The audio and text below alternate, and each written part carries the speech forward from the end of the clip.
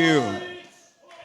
Thank you. You know, that song is very, for me, it's very touchy. You know why? Because I've been there thrice.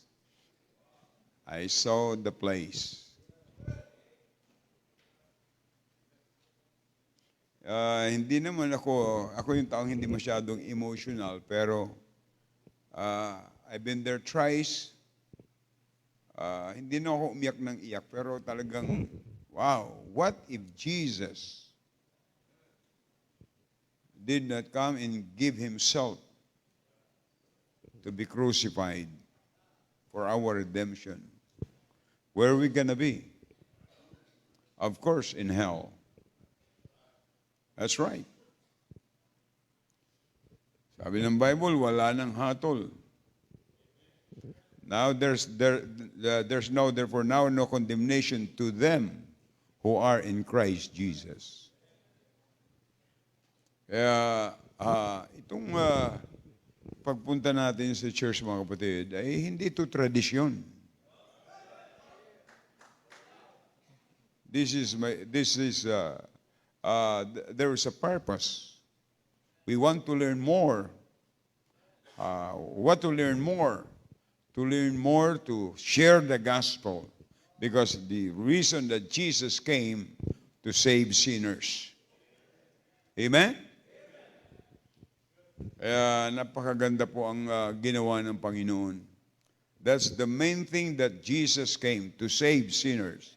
That's why I always believe that soul winning is the main thing. Amen. Open your Bible, please, in the book of Joshua, chapter 1. Tayo po yung magsayong lahat, please. Joshua, chapter 1. Basahin po natin from verse 1 hanggang verse 9. Kung nakuha nyo na po, give me a loud amen. Basahin ko po ang verse 1. Let's read it responsibly. You're going to read verse 2. In verse 1, now, after the death of Moses, the servant of the Lord, it came to pass that the Lord spake unto Joshua, the son of Nun, Moses' minister, saying,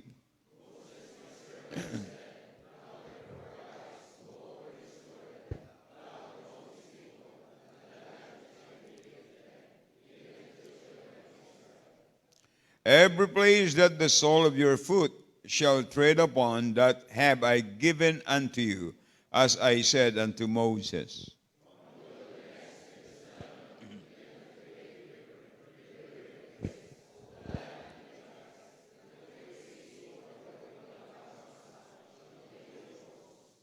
There shall no any man be able to stand before thee all the days of thy life. As I was with Moses, so I will be with thee. I will not fail thee, nor forsake thee.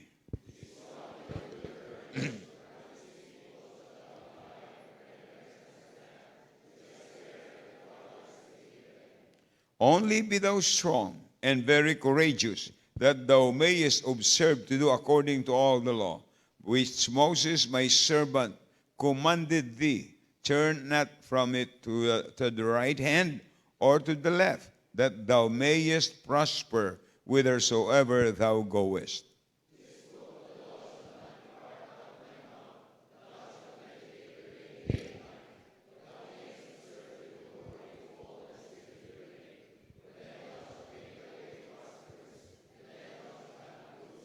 Altogether, verse 9, go. Have not I commanded thee? Be strong and of good courage. Be not afraid, neither be thou dismayed, for the Lord thy God is with thee, whithersoever thou goest. Dakilang Diyos, maraming salamat po sa salita nyo na aming binasa.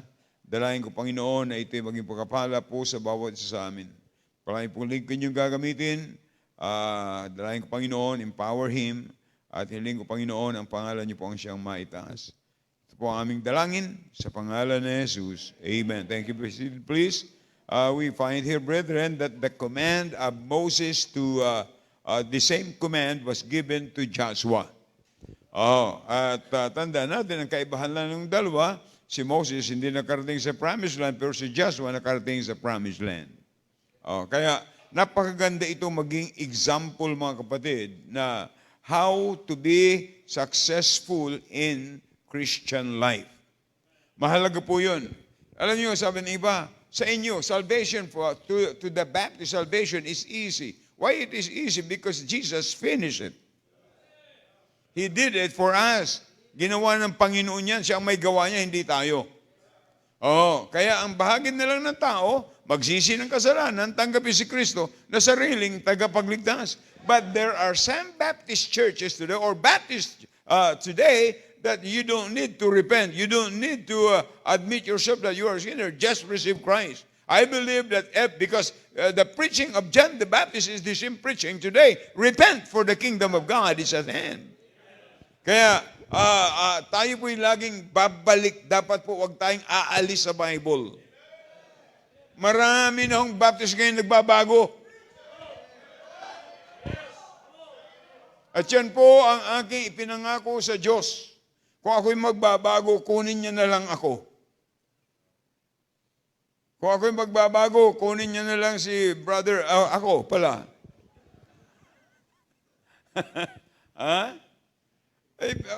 The same book. The same Jesus.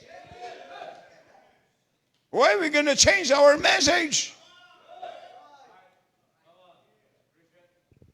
Sa atin po mga kapatid, God's design is not only to be saved, but to live a Christian life that is pleasing to God. Amen? Kaya sabi na sa verse 8, this book of the law shall not depart out of thy mouth, thou shalt meditate therein day and night, that thou mayest observe to do according to all that is written therein. Then thou shalt make thy way prosperous, then thou shalt have good success. That's God's promise. It is not a politician's promise. It is God's promise. Amen? Kaya everyone desires success. I don't know about you, pero ako'y naniniwala that everyone desires success in our Christian life. Hindi lamang po, kaya tinya sabi ng Bible, after salvation, you need to follow in water baptism. And after you get baptized, you become a member of the local church. In that local church, you need to be faithful in that local church and grow in grace and in the knowledge of Jesus Christ. And then, sabi ng Bible, you are going to get involved. Sapagkat ang utos ng Panginoon sa Great Commission, teaching them to observe all things whatsoever I have commanded you, and lo, I am with you always, even unto the end of the world. What is God's command to the church? To evangelize the world. Amen. Dapat yan po ang purpose ng bawat simbahan. Nakakalungkot sasabihin natin, yung isa aalis na naman, yung isa aalis. What's the purpose? Kung hindi purpose ng church nito ay magplant ng maraming churches, this church must be closed. God's design for Christian Bible Baptist Church is to train more preachers and send them out and start churches. Amen. Kaya everyone desires success, but the Bible defines success not by wealth or fame, but by faithfulness, obedience, and walking with God. Yan ang design ng Panginoon, mga kapatid. Hindi po para yumaman, hindi po para magkaroon ng katanyagan. Kung mayroon ba isang taong dapat matanyag, ay walang iba ang Panginoong Jesucristo. Hindi po tayo. We are just servant. We don't have nothing to be brag about. Amen.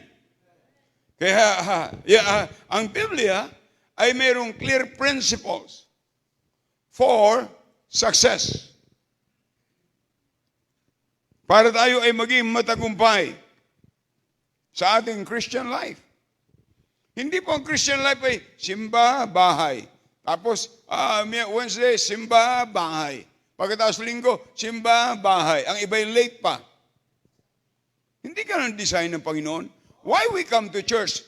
That's why we have Sunday school. We have a series of Sunday school. Now our series of Sunday school this month of December is about mission. Hindi tayo aalis sa Bible, mga kapatid. Kasi, ang sabi ng Bible, this book of the law shall not depart out of thy mouth, but thou shalt meditate therein day and night. Hindi tayo lalabas dito. We don't need the Book of Mormons. We don't need the Turing Bantayan. We don't need any book. The Bible is enough. This is the complete revelation of God towards men. Tandaan po natin kaya sabi ng Bible. So number 1, success through obeying God's Word. Dapat natin sundin ang salita ng Diyos. Sa panasabi doon sa verse 8, then thou shalt make thy way, what? Prosperous. And then thou shalt have what? Good success. Hindi ka lang ipoprosper ng Panginoon. And not just success, but good success. Amen? Yun ang nais ng Diyos. Yun ang disenyo ng Panginoon. Ang tanong, anong klaseng Christian life meron tayo ngayon? Huwag mong sabihin mo tagumpay ang buhay mo, hindi ka involved sa soul winning. Kaya tingnan nyo, sa ating simbahan, sino yung masasaya? Yung mga nag-i-involve. We need to involve ourselves. It is our responsibility. Either you like it or not, someday you are going to face the Lord Jesus Christ and give account of what God entrusted to you. Tandaan po natin yan, mga kapatid. Alam nyo, nung punta sa Israel, talagang, wow, sabi ko, ginawa ng Diyos, oh. Alam niyo yung mga taga-Israel? Nag-contribute sila. Mga Pilipino yan, mga empleyado yan doon. Mga inaalagaan yan ay mga seniors na. Si Brother Joshua, ang inaalagaan niya, 101 years old. Nakita ko, first time I met him, I think, about 90s. Ngayon, 101 years old na, naka-wheelchair na lang. Yung asawa, 96 years old. See? Pero ang alam nyo, ang blessing, yung sasakyan pinapagamit sa kanya, kahit sa church.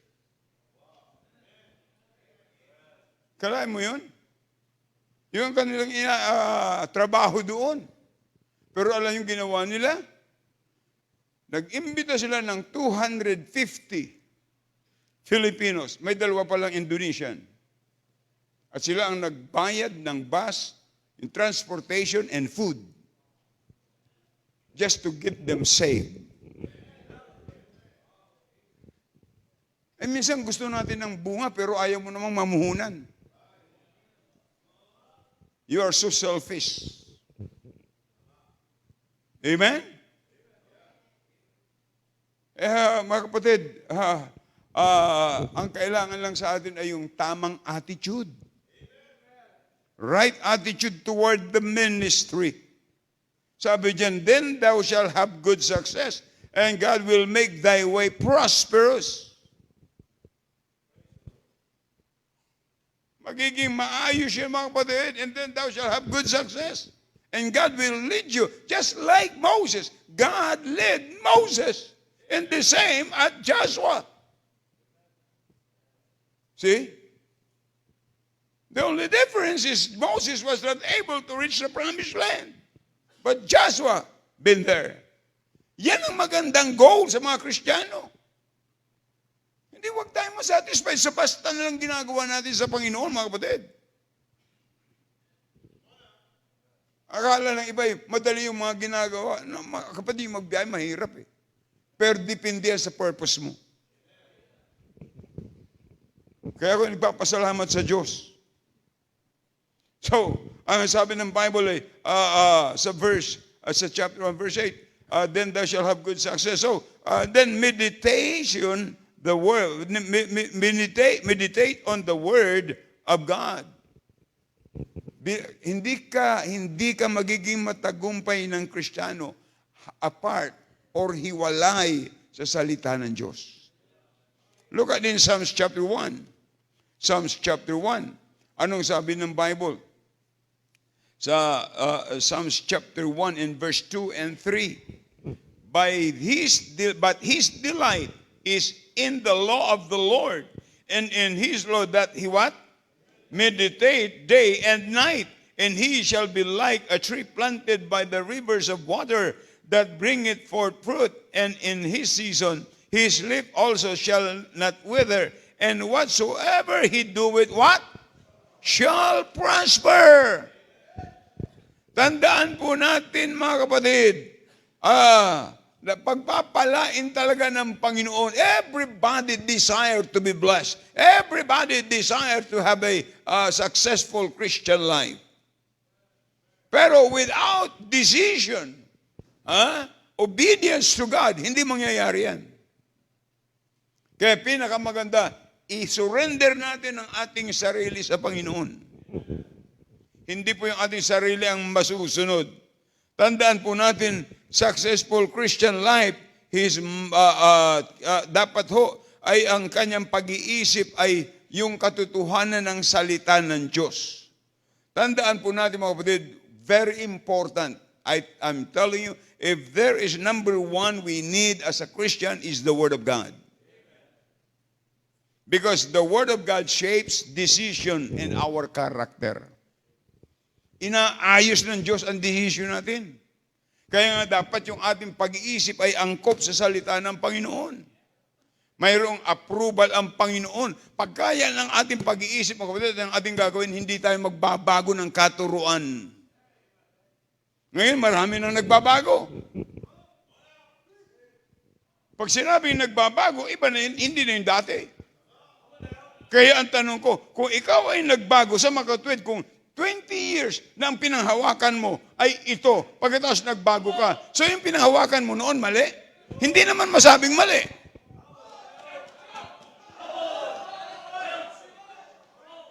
Ang Word of God, the Word of God is always true. The Word of God is not subject to be wrong. It's always right.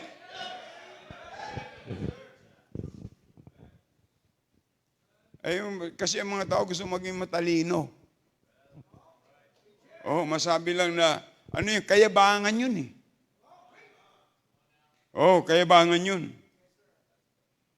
Kaya ang pinakamaganda, what we need to do is to obey the Word of God. We need to obey, we need to submit. Ano sabi ng Bible? Sa John 14:21. John 14:21. Ano sabi ng Bible? He that hath my commandments and keepeth them, he it is that loved me. Woo! Pag ang Bible nyo ay red letter edition, yan ay, it's from the very mouth of Jesus Christ. Ano sabi yan? He that hath my commandments and keepeth them, he it is that loveth me. Kaya pag humiwalay ka sa linan ng Diyos, ano pinapakita mo? You are not love Him anymore. Loveth me, and he that loveth me shall be loved of my Father. And I will love him and will manifest myself to him. Woo! Alam nyo, the most happiest people on earth, people that love God. Ang kawawa yung mga Kristiyano, yung lumalayo sa kalooban ng Diyos. Naranasan niya ni Lot. Tell you, because of his wrong decision, nakita niya greener pasture. Ni hindi man lang humingi sa uncle niya o sa kuya niya, sa uncle niya pala.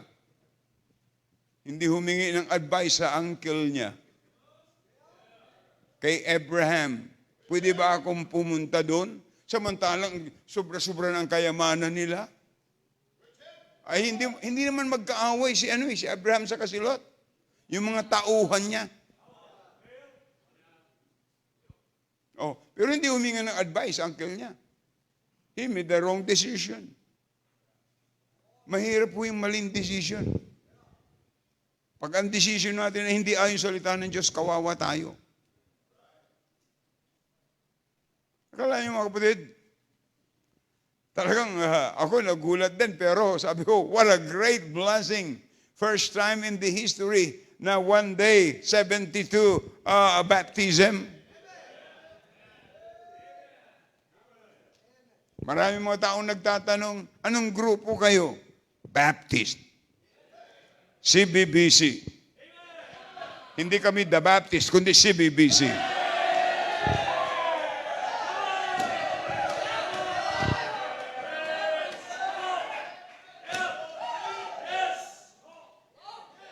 Tandaan natin mga kapatid, obedience brings blessing. If you want to be blessed, then obey. Obey. Ewan ko lang, kahit yung mga magulang, very practical to eh.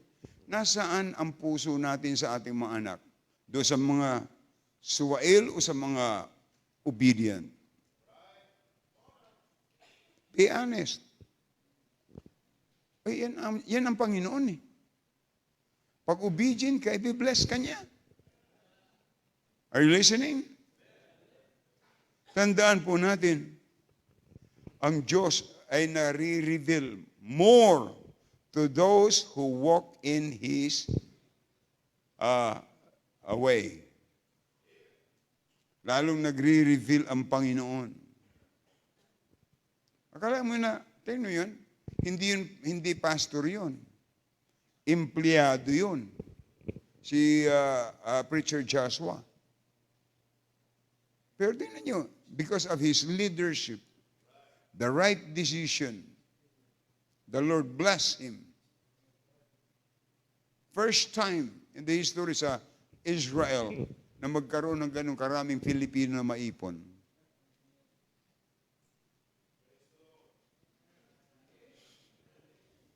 Hindi yun mayabang. Kaya dapat mga kapatid, kung ang salita ng Diyos, if the Word of God shapes decision and character, we need to apply the Word of God daily. Amen? Why? Sabi ng Bible, 2 Timothy 3:16, all the Scripture is given by inspiration of God. It is what? Profitable. For what? Doctrine. For what? It is profitable for doctrine, for reproof, for correction, for instruction in righteousness, that the man of God may be perfect, thoroughly furnished unto all good works. Amen. Because Scriptures equip us for every good works. Ito nagpapatibay sa atin. How do you know that your salvation cannot be lost?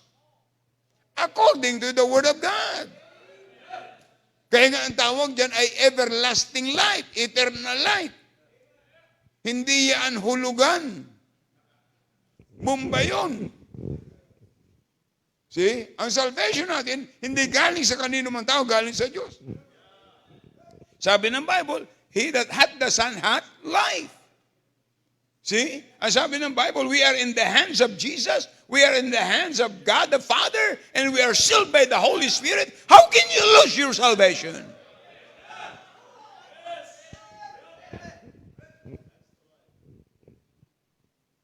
Ito sa, sa Lawag, may miyembro, dating miyembro, abay pambihira, yung anak andun, nanatili sa Baptist.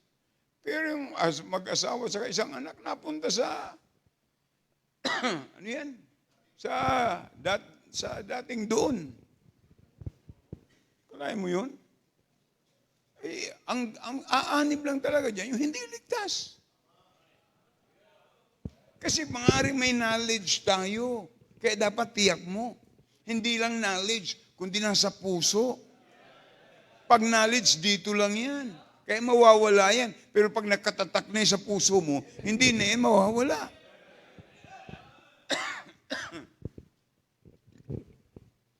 So, I said, number one, success through obeying God's word. Number two, success through trusting God. In Proverbs chapter 3, verse 5 and 6, trust in the Lord with all thine heart, and lean not unto thy own understanding. In all thy ways acknowledge him, and he shall direct thy path. See? Trust in the Lord with all thine heart. Lean not unto thy own understanding. Huwag tayong magtiwala sa sarili natin because human wisdom is limited. Limitado tayo. Pero ang Panginoon, unlimited. Alam niya na. Sa Diyos wala siyang past, walang future, present lahat. Amen? That's the kind of God we have. Tayo may past, present, and future. Para yung nanliligaw. Sabi ng babae, baka hindi mo ako magustuhan. Bakit? Marami akong past. Sabi ng lalaki, hindi bali, wala naman akong future. Hindi nakuha ng iba, okay lang. Hindi na ako mag-joke. Ha? Alam niyo sa Diyos, God sees the whole picture. Alam niya na yan. He is an omniscient God. He knows everything. All things. Alam niya. See? Kaya He is omniscient, omnipotent, and omnipresent. Yan ang hindi kayang gawin ng dyablo. Amen? So we need to depend on God, not on our circumstances. Kaya completely dependent on God. Naalala ko saan ba kami, nung pumunta kami ng Thailand, pambihira, yung PAL, maglalanding na. Mamay bimiglang, whoop! Sabi ko, bakit? Yung pala kung ano yung nagland yun, meron nagland na iba, patay. Sabi ko kay Ma'am Del, kung wala kami din, siguro wala na. Iningatan kami ng Panginoon. Alam ng Panginoon lahat. Amen. Kaya, ang pinakamaganda ay, blessed is the man that is stable, fruitful, and strong, even on dry season. Mangyayari lang yan, mga kapatid, if we are completely dependent on God. Sometimes there are pressure, stress, problems. But listen to this, our God is greater than our problem.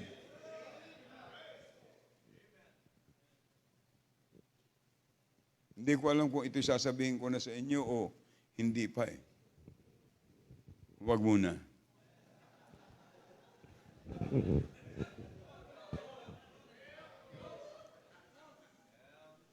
Manalangin muna ako, ha?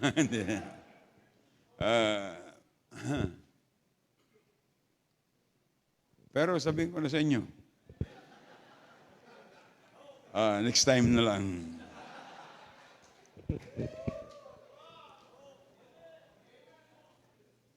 So, success through obeying God's word and success through trusting God. Number 3, success. Listen to this. God wants us to be a successful Christian. See? And then success through seeking God's first. Ang tagumpay, mga kapatid, ay unahin nating hanapin ay ang Panginoon. Seek ye first the kingdom of God in His righteousness, and all these things shall be added unto you. Prioritize God's will over personal ambition. Yun ang dun. Prioritize God's will. Ang kalooban muna ng Panginoon ang hanapin natin. Hindi yung ating personal ambition. See? Some people, they're after that they want to be known. What would happen if you will be known? Ang maganda, ang maging known ay ang Panginoon. Amen? Tandaan natin, success is not self-achievement, but it is God accomplishment. Di ba dapat magpasalamat tayo sa accomplishment ng Diyos sa buhay natin? Kalahin mo, niligtas niya tayo, tapos dinala niya tayo sa tamang simbahan, binigyan niya tayo ng tamang Bible, hindi lamang basta simbahan, kundi simbahan na mayroong vision. Mga kapatid, ay maganda yan. Talagang accomplishment yan ng Panginoon. Look at what God did in Israel, what God did in Dubai.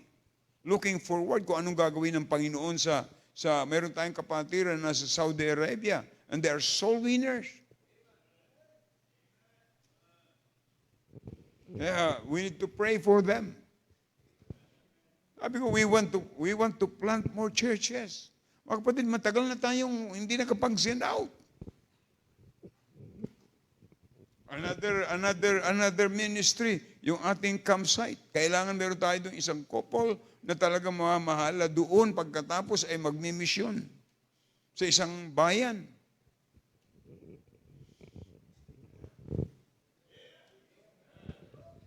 Yes, maganda na yung pag dumating ang Panginoon, kita niya tayo may ginagawa. Alam niyo, kahit sa individual life, hindi maganda yung laging nakaupo lang. Kaya kinakailangan nag-circulate ang dugo natin. Amen? Dapat nag-circulate. Kaya, when God is first, everything else ay makikita natin na it is in the proper place. I'm praying for this missions conference, mga kapatid, that this will be a great encouragement sa mga members.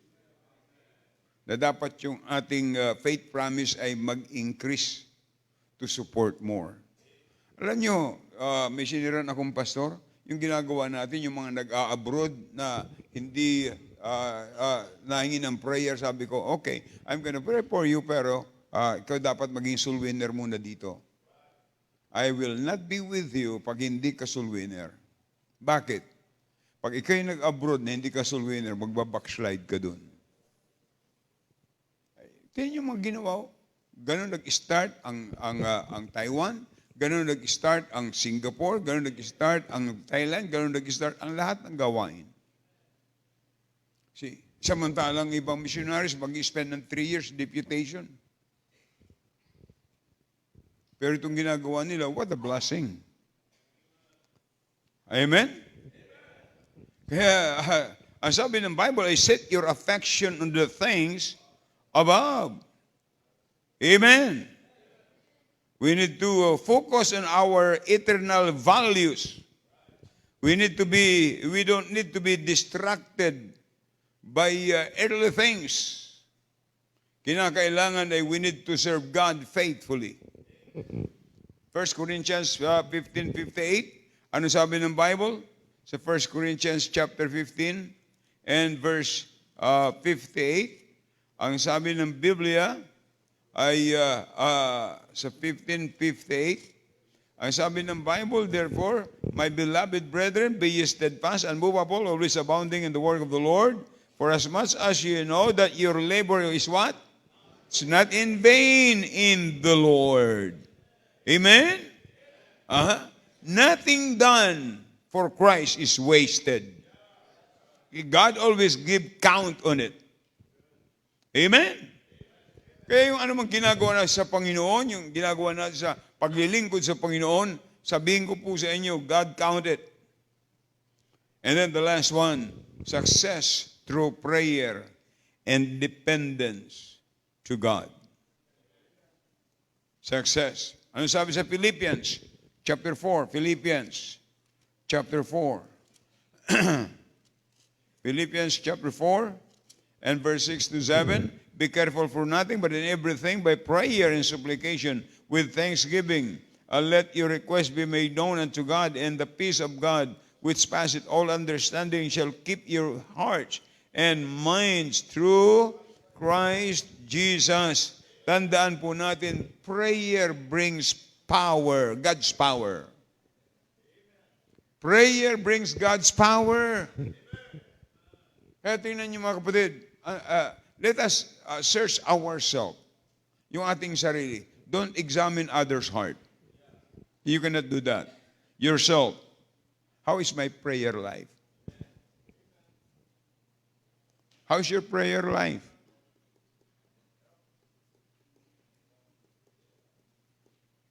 How is your prayer life? Did God answer your prayer? Ha? Tandaan natin mga kapatid, napakahalaga niyan. Prayer guards our heart. Sa pamamagitan ng ating panalangin, iniingatan niya ang ating puso, mga kapatid, at ang ating pag-iisip. Pinatitibay niya, ini-stabilize niya ang Kristiyano. Tingnan mo, sa lahat ng command ng Panginoon, yun lang sinabi niya, pray without, yun lang eh. Hindi sinabi niya, preach without ceasing, or teach without ceasing. Ang iba, eat without ceasing. Pero sabi ng Bible ay, pray without ceasing. Kaya nakakalungkot yun. Alam niyo kapatid, pag ang buhay mo'y walang prayer, that is a very lonely life. Sad life. Wala kang prayer, napakalungkot niyan. Oo. Because prayer will keep us closer to God. Because you are talking to Him. Alam niyo ba, magiging close ka sa taong lagi mong kausap pag kayo magkasang-ayon. Baka sabi ng iba, bakit naman, Pastor, kayo mag-asawa eh? Kung kailan nag-uusap, saka nag-aaway. Hindi ko alam yun. Pero sa Diyos, when you become closer to Him through your prayer, I'm telling you,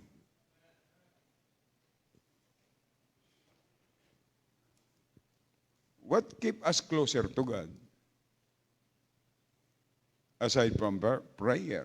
Because, tandaan natin mga kapatid, yes, soul winning makes you closer to God.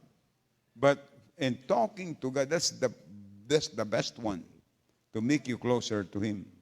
And through your prayer, God will reveal to you what you are going to do. Amen? Ia-align ng Diyos eh. God will align His purpose in your life. Ia-align niya ng Panginoon.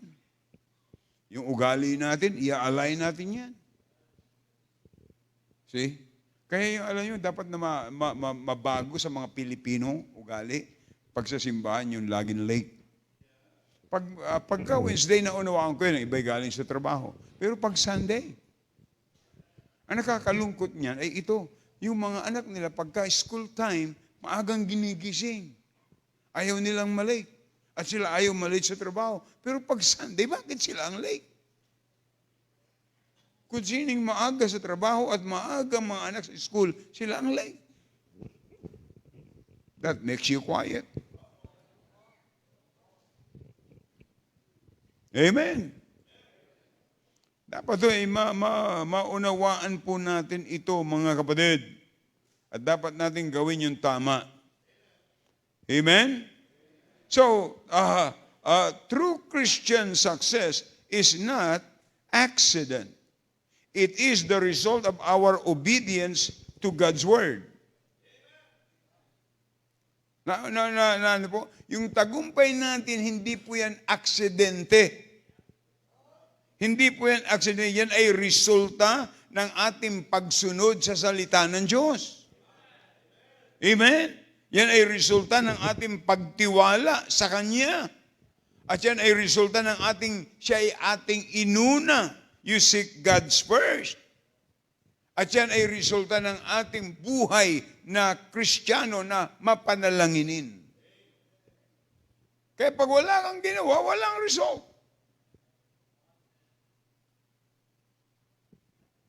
Kaya, paano natin masasabi ng ating buhay ay matagumpay na buhay or successful Christian life? Paano natin masasabi yun, mga kapatid? Kung wala tayong accomplishment. Accomplishment in the Lord's work is the greatest evidence that you are doing something for God.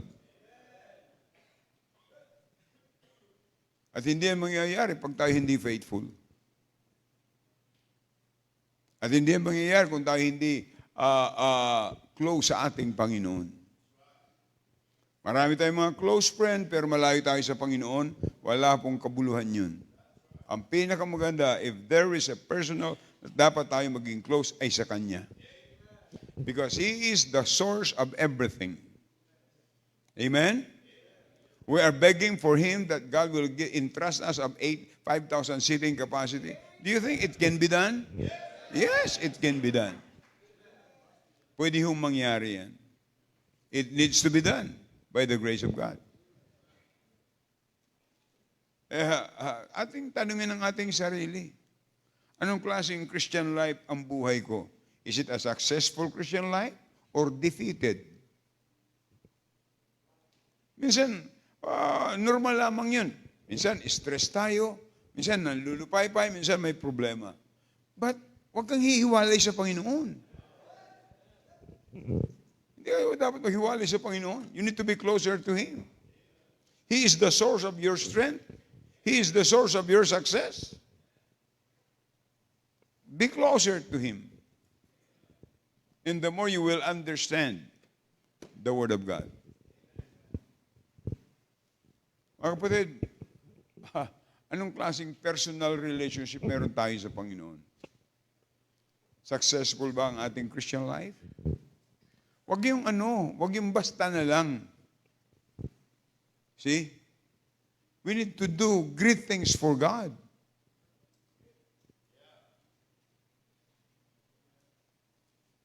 We need to see something, God's miracle in our life.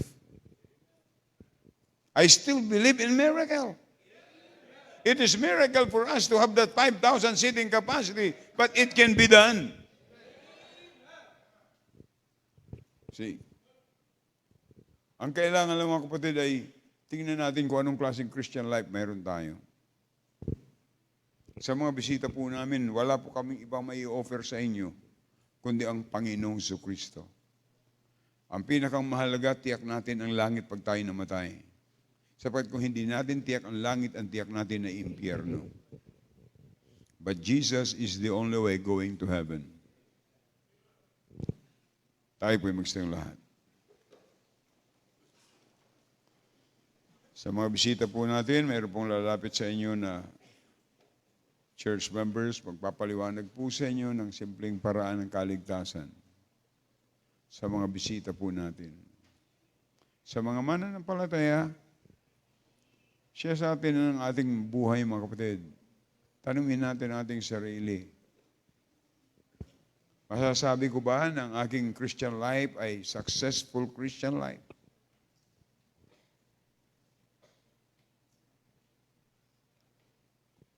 Habang tinutugtog po ang awiting panya, you come tonight. Talk to God.